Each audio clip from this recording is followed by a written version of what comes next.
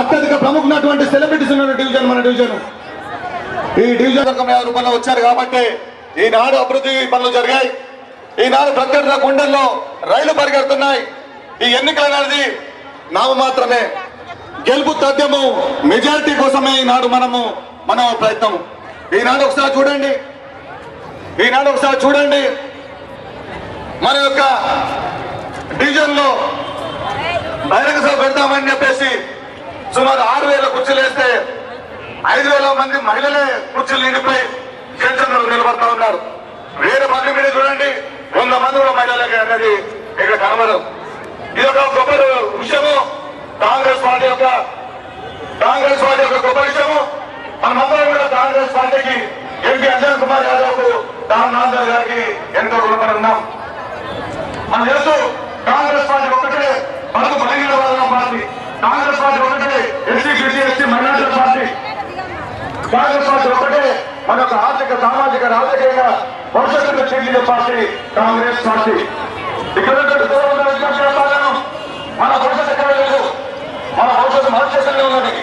ఇక్కడ ఉన్న వాళ్ళందరూ ఒకసారి చేతుల్లో పడండి. ఎంతో మంది ఉద్యోగాలు నిరుద్యోగులకు ఉద్యోగాలు ఇవ్వడం, ఇందిరా ఆయోజన ద్వారా ఎన్నో కార్యక్రమాలు తీసుకొని ముందుకు వస్తున్నటువంటి కాంగ్రెస్ ప్రభుత్వంలో కేవలం మహిళల గురించి గాంధీ గారు.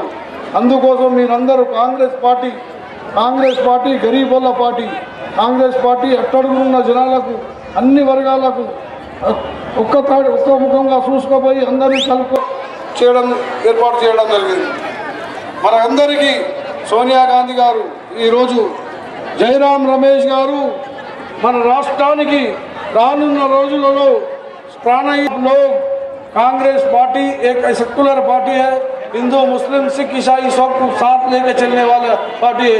कश्मीर से लेके कन्याकुमारी तक सभी लोग भाइयों आपस में भाईचारा रखने वाला सेक्युलर पार्टी कांग्रेस। मजहबी पार्टियां अपने बीच में आ रहे हैं। कांग्रेस मोदी आ रहा, मोदी नहीं जानता, हम दीदी नहीं जानता। मोदी का हवा चल रहा बोल रहे देश के अंदर। मोदी का हवा कहाँ चल रहा हमको पता नहीं, मगर हैदराबाद में मोदी का हवा नहीं, अच्छे का हवा बिगाड़ते हैं हैदराबादी वाले। अच्छे का हवा बिगाड़ने वाला शहर हैदराबाद शहर। यहाँ ऐसा बीजेपी के जैसे कई मोदी यहाँ आते हैं जाते हैं, मगर कांग्रेस पार्टी वैसी रहता है। भाइयों आयात लेके चलो, कायनात लेके चलो, चले तो सारे जमाने को साथ लेके चलो। ये कांग्रेस पार्टी सारे जमाने को साथ लेके चलने वाला पार्टी। आज जयराम रमेश जी आज हिंदुस्तान के भारत सरकार के अंदर एक योगदान पक्षपाती वीर हैदराबाद अध्यक्षुलु मा प्रियतम नायकुलु जन जन में यही पुकार, जन जन में यही पुकार। సభా అధ్యక్షులు సోదరిమణి మీ స్థానిక కార్పొరేటర్, మీ అందరి ప్రియతమ కార్పొరేటర్ లక్ష్మీబాయి గారు, ఈరోజు నిజంగా జూబ్లీ హిల్స్ ప్రజలు చాలా అదృష్టవంతులు. కొప్పుల రాజు గారు జయరాం రమేష్ గారు ఎప్పుడు వస్తారని గత 10 రోజుల నుండి మనం ఏ మీటింగ్లు పెట్టుకున్నా అడుగుతా ఉన్నారు. साहब आज हम लोग जो है ये खैरताबाद की आवाम बहुत ही खुशकिस्मत लोग हैं। आपकी दर्शन आज हमारे जुबली हिल्स डिवीजन में हुआ है। ये लोग काफी दिनों से बेताबी से इंतजार कर रहे थे। तहे दिल से ये लोग आपका इस्तेकबाल करना चाह रहे, वेलकम करना चाह रहे। వీళ్ళు तो చప్పట్లతో तो జయరాం రమేష్ గారిని స్వాగతం పలకాలని మనవి చేస్తా ఉన్నాను.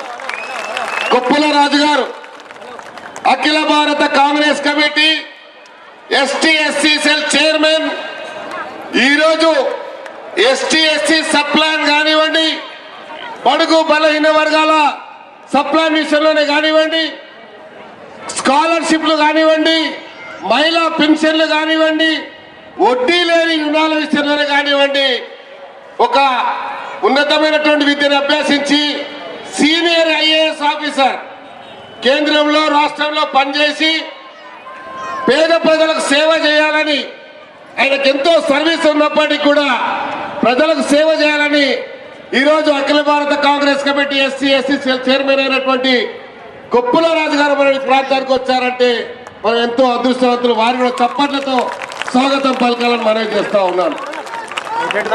మనందరి ప్రియతమ పార్లమెంట్ సభ్యుడు, ఢిల్లీలో తక్కువ గల్లీలో ఎక్కువ అంజన్ కుమార్ గారు.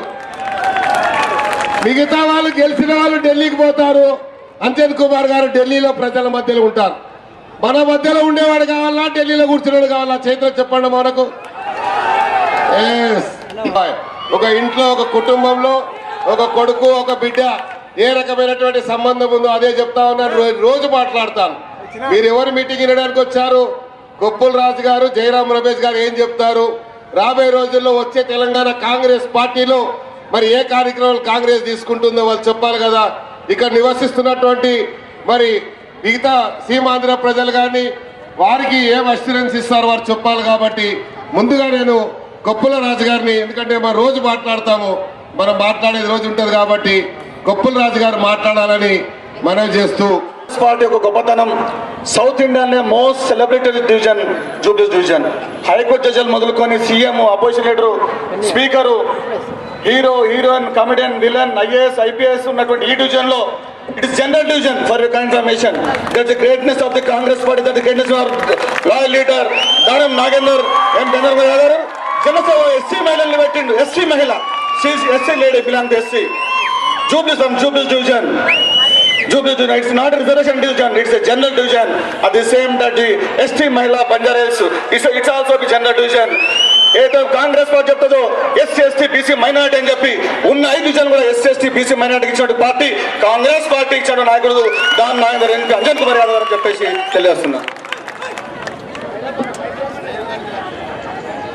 సభా వేదికను ఆదరించినటువంటి సీనియర్ కాంగ్రెస్ నాయకులు, ఈ సభా వేదిక నుంచి చూస్తుంటే అశేష జన ప్రవాహం ఇక్కడికి వచ్చి మీ నాయకుడైనటువంటి దానం నాగేంద్ర గారికి, మీ ఎంపీ గారైనటువంటి అంజన్ కుమార్ యాదవ్ గారికి ఒక సందేశం. మీరు మీ ఇద్దరు కూడాను మా కోసం ఎంతో కృషి చేశారు. మా బ్రతుకుల్లో మార్పు తీసుకొని రావటానికి ఎంతో కృషి చేశారు. మీ ఇద్దరిని కూడాను ఎంతో ఎక్కువ మెజారిటీతో గెలిపించేదానికి మేము సిద్ధంగా ఉన్నామని చెప్పేదానికి వచ్చినట్లుగా అనిపిస్తూ ఉన్నది. అసలు దానం నాగేంద్ర గారు ఎలక్షన్లో క్యాంపెయిన్ చేయవలసిన అవసరం లేదు. ఎందుకంటే ప్రతిరోజు మీ మధ్య ఉంటారు, ప్రతిరోజు మీ బాధలు మీ కష్టాల్లో పంచుకుంటున్నారు. ఎందుకంటే వారి పని విధానాన్ని నేను ఆంధ్రప్రదేశ్ ప్రభుత్వంలో ఉంటూ అనేక సందర్భాల్లో చూశాను. ఏ విధంగా పేద ప్రజల కోసం వారు పోరాటం చేస్తారు, వారికి ఏదైనా కష్టాలు వచ్చినప్పుడు ఏ విధంగా వెంటనే వెళ్ళి వారి అమ్మటి ఉండి వారి కష్టాలకి సరైనటువంటి మార్గాన్ని ఏ విధంగా చూస్తారని చూశాను. అదేవిధంగా మీ ఎంపీ అంజన్ కుమార్ యాదవ్ గారు ఇక్కడ ఈ ప్రాంత ప్రజల అభివృద్ధి గురించి ఎప్పుడు కూడాను ఆలోచన చేస్తూ మీ కష్టాలన్నీ కూడాను ఢిల్లీ పార్లమెంట్లో వినిపిస్తూ ఎంతో కృషి చేస్తున్నటువంటి ఇద్దరు నాయకుల్ని మీరు చాలా ఎక్కువ మెజారిటీతో గెలిపిస్తారు నేను అనుకుంటున్నాను. ఈనాడు మీ అందరూ కూడా తెలుసు, కాంగ్రెస్ పార్టీ ఒక చారిత్రాత్మకమైనటువంటి నిర్ణయాన్ని తీసుకున్నది. 60 సంవత్సరాల తెలంగాణ వాసుల యొక్క ఆలోచన, వారి ఆరాటము, వారి ఆందోళనకి తెలంగాణ రాష్ట్రాన్ని ఏర్పాటు చేశారు. జూన్ 2వ తారీఖు నుంచి తెలంగాణ రాష్ట్రము, సీమాంధ్ర రాష్ట్రము కొత్తగా ఆవిర్భించబోతున్నాయి. అయితే ప్రజలారా, తెలంగాణ రాష్ట్రం ఏర్పాటు చేసేదానికి వచ్చినటువంటి చట్టాన్ని చూసినట్లయితే ఈ 2 రాష్ట్రాల అభివృద్ధికి, 2 రాష్ట్రాల ప్రజల అభివృద్ధికి కేంద్ర ప్రభుత్వం, కాంగ్రెస్ ప్రభుత్వము ఏ విధంగా కట్టుబడి ఉన్నది అనే విషయం స్పష్టమవుతూ ఉంటుంది. ముఖ్యంగా ఈ నగరంలో నివసిస్తున్నటువంటి ప్రజలు ఏ ప్రాంతం వారైనా కూడాను వారందరికీ కూడాను రక్షణ ఇస్తామని ఆ చట్టంలో చాలా స్పష్టంగా చెప్పడం జరిగింది. ఆ ప్రజలు తెలంగాణ వాసులు కావచ్చు, సీమాంధ్ర ప్రజలుగా అయినా కావచ్చు, మన రాజ్యాంగం ప్రకారంగా అందరికి కూడాను ఎక్కడైనా కూడా నివసించడానికి హక్కు ఉన్నది. ఆ హక్కుని సంపూర్ణంగా పరిరక్షిస్తాము. ఇక్కడ ఈ ప్రాంతంలో ఉండే ప్రజలు ఏ ప్రాంతం వారైనా కూడాను ఎటువంటి భయాందోళనకి గురి కాకుండా నివసించవచ్చు, వారి జీవితాల్ని బాగు చేసుకోవచ్చు, వాళ్ళ పిల్లలకి బంగారు భవిష్యత్తు ఇచ్చుకోవచ్చు అనే విషయాలన్నీ కూడాను ఆ యొక్క చట్టంలో చాలా స్పష్టంగా పొందుపరచడం జరిగింది. ఈ విషయాన్ని మనందరం కూడాను పదే పదే గుర్తు పెట్టుకోవాలి. దానం నాగేంద్ర గారికి, అంజన్ కుమార్ యాదవ్ గారికి ఈ సందర్భంగా నా ధన్యవాదాలు తెలియజేసుకుంటూ మీ వద్ద సెలవు తీసుకుంటున్నాను. జై హింద్, జై Congress. Thank you very much sir. इंकोक मीटिंग लेदी. अभी मैं गुजारिश करूंगा कि हमारे अर्दिल अजीज नेता जयराम रमेश जी से अपना संदेश दें. फोटोग्राफर फरीदाबाद विधानसभा क्षेत्र के रहे विधायक और अभी उम्मीदवार दानम नागेंद्र जी सिकंदराबाद से 2 बार चुने गए और तीसरी बार जो अभी चुनाव होगा जीत जरूर होगी. अंजन कुमार यादव जी, मंच पर बैठे हुए सभी मेरे साथीगण और भाइयों और बहनों, मैं जानता हूं कि आप करीब 2-3 घंटे से यहां बैठे हुए हैं. काफी गर्मी है और पसीना पसीना आ रहा होगा. मैं ज्यादा वक्त नहीं लूंगा और भोजन का भी समय जल्दी आ रहा है. आप लोग इंतजार कर रहे होंगे कब हमें मुक्ति मिलेगी इन भाषणों से. पर मुझे यहां मौका मिला है. हमारे नौजवान साथी, हमारे जुझारू साथी जो खैरताबाद के सम्राट के माफिक खड़े हुए हैं, उन्होंने मुझसे कहा कि आप यहां आइए और हमारी जनता से मुलाकात कीजिए. और मैं इनका शुक्रगुजार हूं कि उन्होंने मुझे ये मौका दिया है इनके क्षेत्र में आने का. 30 तारीख को जब दानम नागेंद्र जी की जीत होगी, तेलंगाना में कांग्रेस की सरकार बनेगी. 30 तारीख को जब अंजन कुमार यादव जी का हैट्रिक होगा, तब दिल्ली में कांग्रेस की सरकार बनेगी. साथियों, 2 तारीख जून को 2 नए बच्चे पैदा हो रहे हैं. एक बच्चे का नाम है तेलंगाना और दूसरे बच्चे का नाम है सीमांध्र, आंध्र प्रदेश. मैं इन बच्चों की कहानी आपको सुनाना चाहता हूं. ये बच्चे कैसे पैदा हुए. ये बच्चे पैदा हुए भारत के संसद में, लोकसभा में और राज्यसभा में. और बच्चा पैदा करने की जिम्मेदारी किसको दी गई? कांग्रेस पार्टी को.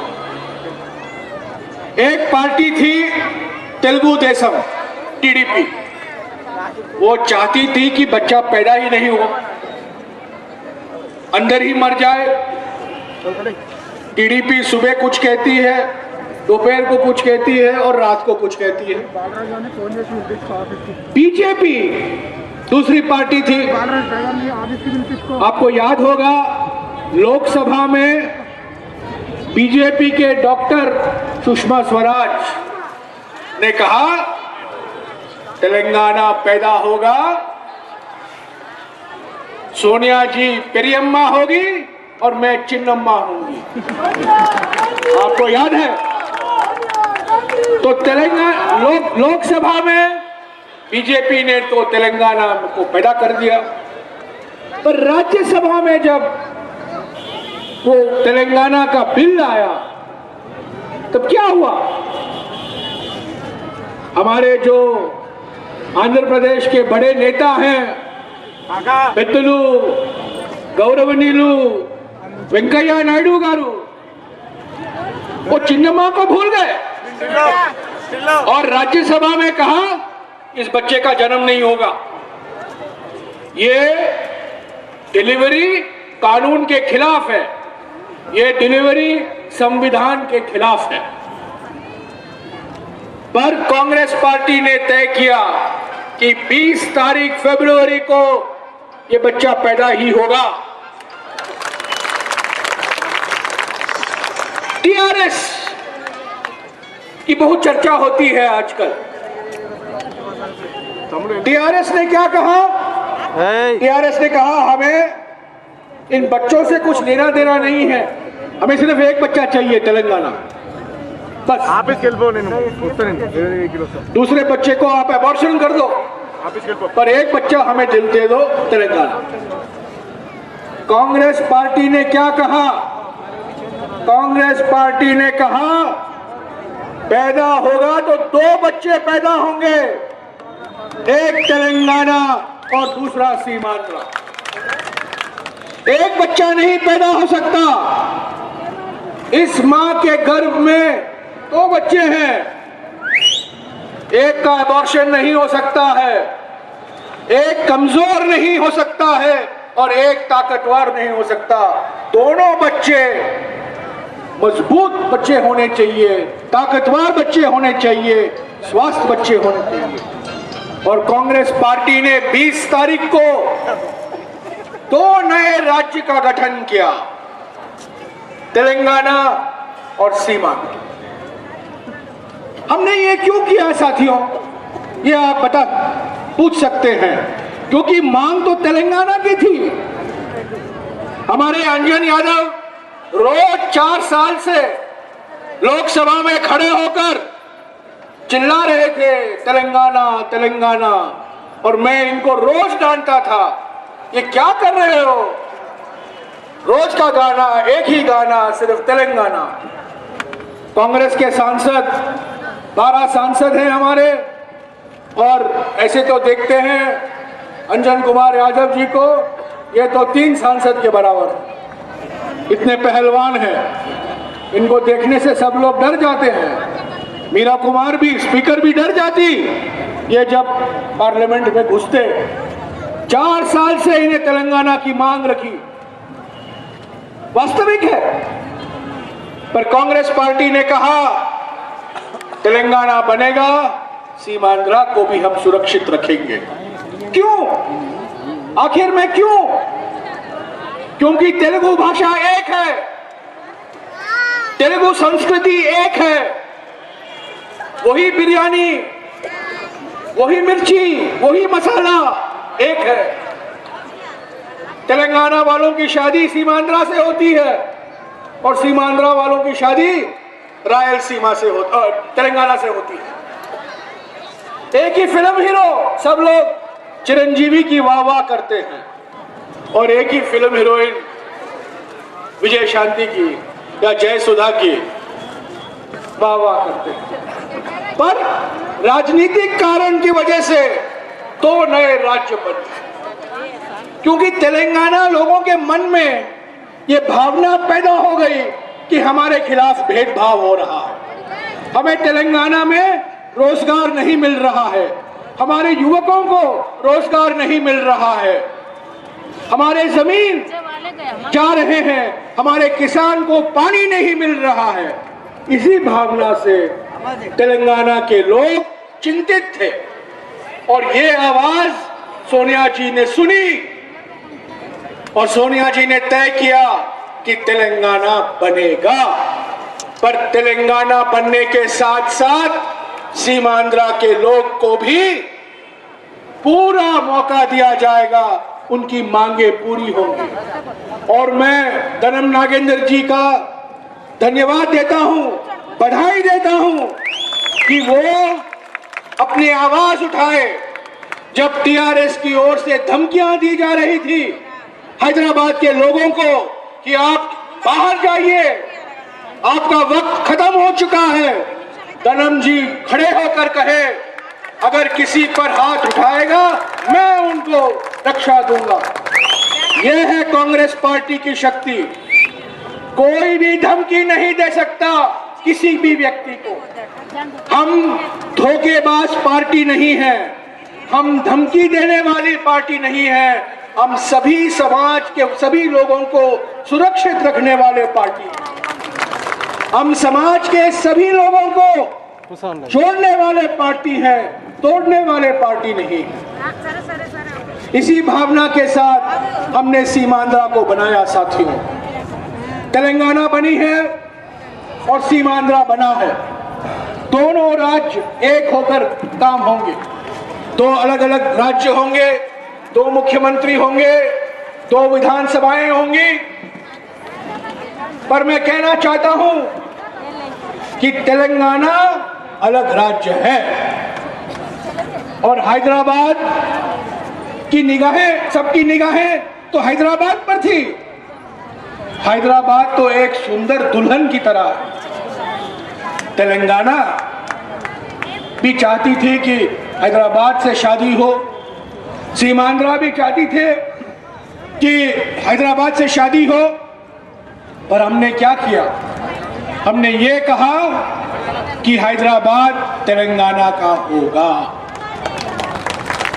पर हैदराबाद के लोग सुरक्षित रहेंगे, उनके खिलाफ कोई हिंसा नहीं होगा।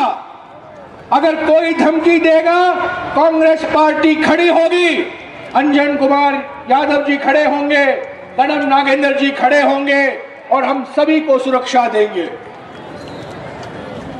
पर हैदराबाद तेलंगाना का है। हर साल हैदराबाद में 30,000 करोड़ रुपया जमा होता है।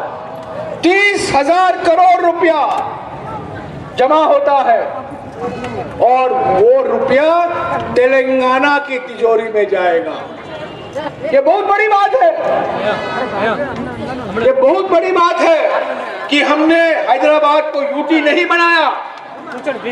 हमने कहा हैदराबाद तेलंगाना में होगा, हैदराबाद में जो आमदनी होगी वो तिजोरी तेलंगाना की तिजोरी में जाएगी। तो साथियों, बहुत सोच विचार के बाद कांग्रेस पार्टी ने तेलंगाना बनाया। कई लोग कह सकते हैं कि हमने तेलंगाना बनाया है। यहां से कुछ दूर एक शानदार महल है। कैसे बना? उस महल को बनाने के लिए पैसा कहां से आए? ये सब सवाल छोड़िए। पर कई लोग कहते हैं कि मैंने तेलंगाना बनाया और कई लोग कहते हैं कि मैंने भूख हड़ताल की तेलंगाना के लिए। साथियों, एक जमाने में महात्मा गांधी जी भूख हड़ताल करते थे। 15 दिन के लिए, 20 दिन के लिए, 1 महीने के लिए कुछ खाते नहीं थे, कुछ पीते नहीं थे। पर आज के नेता भूख हड़ताल पर बैठते हैं, टीवी कैमरा आता है, टीवी कैमरा के सामने अम्मा चिल्लाते हैं, टीवी कैमरा जाता है, लिक्विड डाइट शुरू होता है। ये तो मेडिकल मंत्री रह चुके हैं, पूरा राज ये जानते हैं। धर्म जी, वो राज निकलवाइए। जो भूख हड़ताल करते हैं और गुप्त में क्या खाते हैं, क्या पीते हैं, सारी जनता को बताइए। हाँ, बताते रहिए। ऐसे लोगों से तेलंगाना नहीं चलेगा। आंदोलन का वक्त खत्म हो चुका है साथियों, शासन का वक्त शुरू हुआ। आंदोलन का वक्त खत्म हो चुका है, सरकार का वक्त आ चुका है और सिर्फ कांग्रेस पार्टी एक सुशासन दे सकती है, एक सरकार दे सकती है जिसमें दलित, आदिवासी, बैकवर्ड क्लास, अल्पसंख्यक और महिलाओं को राजनीतिक जिम्मेदारी मिलेगी। ये हमारा सामाजिक न्याय है। हमारा सामाजिक न्याय है कि तेलंगाना के दलितों को, तेलंगाना के आदिवासियों को, तेलंगाना के बैकवर्ड क्लास को, तेलंगाना के मुसलमान को, ईसाइयों को, सिखों को और तेलंगाना के महिलाओं को सत्ता की चाबी मिलनी चाहिए। सिर्फ एक परिवार को चाबी नहीं मिलना चाहिए। आप देख रहे हैं, एक ही परिवार, एक ही जाति, वो चाबी तेलंगाना की 4 करोड़ तेलंगाना वासियों के हाथ में होनी चाहिए, 1 या 2 या 3 व्यक्ति के हाथों में नहीं, पिता बेटा बेटी भांजे के हाथ में नहीं। 4 करोड़ की जनता सत्ता मांग रही है और उनको सिर्फ कांग्रेस पार्टी सत्ता सौंप सकती है। ये है सामाजिक न्याय।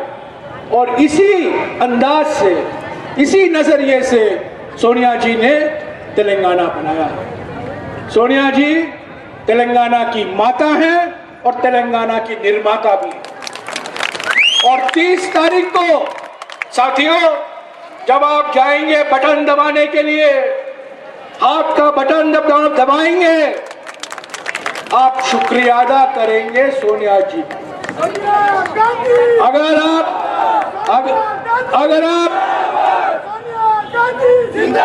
अगर आप सोनिया गांधी जी को शुक्रिया अदा देना चाहते हैं तो जो बटन है नागेंद्र जी के नाम पर दबाइए और अंजन कुमार यादव जी के नाम पर दबाइए। यही एक रास्ता है धन्यवाद देने का सोनिया जी।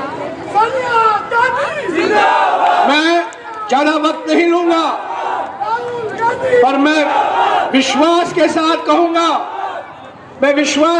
कहूंगा कि सरकार, पहली सरकार तेलंगाना की कांग्रेस की बनने वाली है।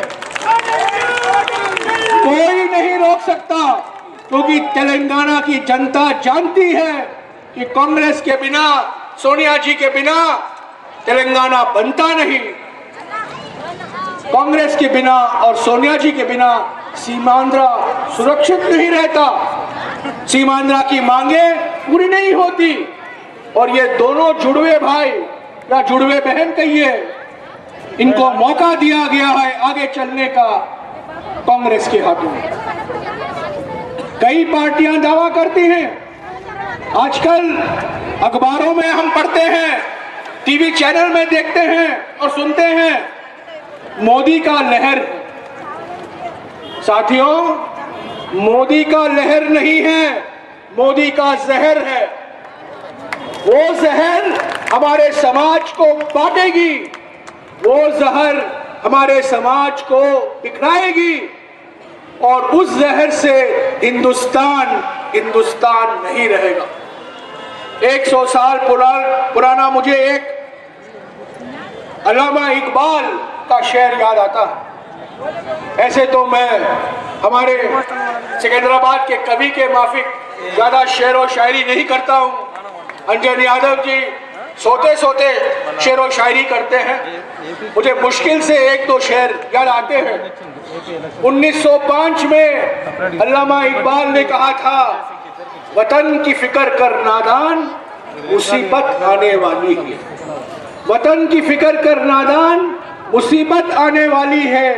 तेरी बर्बादियों के मशवरे हैं आसमानों में, ना समझोगे तो मिट जाओगे हिंदुस्तान वालों, तुम्हारी दास्तान तक भी न रहेगी दास्तानों में। तो साथियों, 30 अप्रैल की दास्तान सिर्फ एक ही दास्तान है, और वो है कांग्रेस पार्टी की दास्तान। वो है हाथ की दास्तान, वो है गणम नागेंद्र जी की दास्तान, और वो है अंजन कुमार यादव जी की दास्तान। और मुझे पूरा विश्वास है कि महिलाएं, युवक, किसान, बुजुर्ग, सब लोग भारी मात्रा में 30 तारीख को कांग्रेस को स्पष्ट बहुमत देंगे। और इस स्पष्ट बहुमत से मैं वादा करता हूं, सोनिया जी ने वादा किया है, हमने घोषणा पत्र में वादा किया है कि हम हर एक किसान को, 50 लाख किसान परिवारों को हम पानी देंगे ताकि उनके खेत में हरियाली आए। हमने ये वादा किया है कि सभी बुजुर्ग, सभी विधवाओं और सभी विकलांगों को हर महीना 1000 रुपया पेंशन दिया जाएगा। और हमने ये वादा किया है कि तेलंगाना के करीब 4.5 लाख महिला स्वयं सहायता समूह को सरकार की ओर से 1 लाख रुपए का तोहफा दिया जाए। तोहफा समझते हैं, तोहफा। उस तोहफे से क्या होगा? महिलाओं के रोजगार बढ़ेंगे, महिलाओं की आमदनी बढ़ेगी और युवकों को हमने कहा है कि रोजगार आपको तेलंगाना में मिलेगा। तो साथियों, भविष्य को देखिए। कांग्रेस को वोट करने से आप अपने भविष्य के लिए वोट कर रहे हैं। हाथ को वोट करने से आप अपने भविष्य को वोट कर रहे हैं। अभी रात का समय है, आपको ज्यादा गाड़ी यहाँ दिखाई दे रहा है बत्ती के साथ, पर आप पहचान नहीं पाएंगे ये गाड़ी कौन से मॉडल की गाड़ी है। पर मैं बताऊं, इस रास्ते में अगर आप देखें, सुबह या दोपहर या शाम को कॉलिस दिखाई देगा, इनोवा दिखाई देगा, मारुति दिखाई देगा, होंडा दिखाई देगा, वोक्सवैगन दिखाई देगा। पर क्या अभी आपने सोचा है हमारे सड़कों में वो पुराना खटारा गाड़ी, एम्बेसडर गाड़ी कहीं दिखाया है? मैंने क्यों कहा? क्योंकि टीआरएस का चुनाव चिन्ह एम्बेसडर गाड़ी। आपने देखा है टीआरएस का चुनाव चिन्ह एम्बेसडर गाड़ी। और मैं 60 साल का हुआ हूँ 4 दिन पहले, जब मैं छोटा था मैं एम्बेसडर गाड़ी में गुजरता था। उस गाड़ी को चालू करने में 10 मिनट लगते थे। वो चाबी घुमाओ घुमाओ घुमाओ, कमबख्त शुरू ही नहीं होता। और हमारी मजबूरी थी कि हमें हमारे घर के पास अंजन जैसे लोगों, पहलवानों को बुलाना पड़ता था और गाड़ी को धक्का देकर शुरू हम करते थे। ये है एम्बेसडर की कहानी। 30 तारीख को इस एम्बेसडर का टायर पंक्चर कीजिए। ऐसे तो पंक्चर हो चुका है। स्टीयरिंग व्हील नहीं है, एक्सेलरेटर नहीं है, क्लच नहीं है, ब्रेक सिर्फ ब्रेक, और कुछ नहीं है उस गाड़ी में। पर गाड़ी उनका चुनाव चिन्ह। और साथियों, हमारे दनम और अंजन जैसे नौजवान, ऊर्जावान, जुझारू और पार्टी के ख्याल रखने वाले नेताओं के सहायता से कांग्रेस पार्टी तेलंगाना में विजयी होगी और कांग्रेस पार्टी की सरकार बनेगी दिल्ली में और कांग्रेस पार्टी की सरकार बनेगी हैदराबाद में। इन्हीं शब्दों के साथ मैं आप सबको धन्यवाद देता हूं कि आप लोग यहां आए हैं, भारी मात्रा में कई घंटों से बैठे हुए हैं आपके चहीते नेता दनम जी को देखने के लिए। मैं तो सिर्फ गेस्ट आर्टिस्ट हूं, इन्होंने मुझे खींचकर यहां बुलाया है। मैं आपका शुक्रगुजार हूं कि आप लोग सब यहां आए हैं। 30 तारीख को आप इन दोनों को विजयी बनाएंगे। जय तेलंगाना, जय सीमांध्रा, जय हिंद।